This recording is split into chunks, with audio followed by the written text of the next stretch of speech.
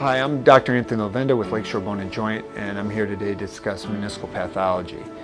Many patients present to my office complaining of locking, catching, giving of their knee, or swelling.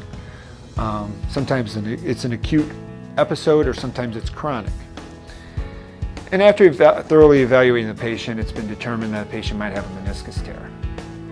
Sometimes this is treated conservatively with therapy, cortisone injection, activity modifications until the symptoms resolve, and sometimes it's treated surgically.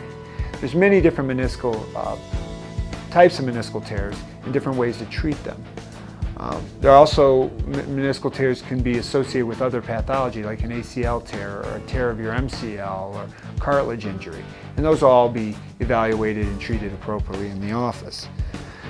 So looking at the meniscus, there are different types. You could have, this is a meniscus, this is the medial meniscus, this is the lateral meniscus.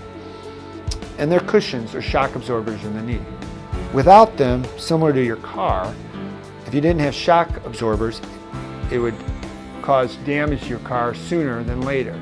And the shock absorber kind of takes the stress off the car as the meniscus takes the stress off the knee. When you develop a tear, such as a bucket handle tear, the meniscus can sublux into the joint, and it can cause locking, similar to if you had a pebble in your knee and it was catching, getting stuck. So some patients complain of locking. I cannot extend my knee. I can't fully bend my knee. Others have swelling in the knee because it causes inflammation in the knee. Some people get a catching. Catching would be similar to locking, but it wouldn't be stuck in a position.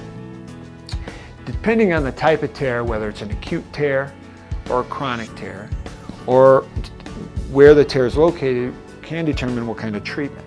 Sometimes the meniscus is just trimmed away because the piece is not repairable. Other times it is repairable if it's in a healthy area, healthy environment where the blood supply of the meniscus is favorable. And that would be determined at the time of your visit with me or intraoperatively. And this is thoroughly discussed at that time.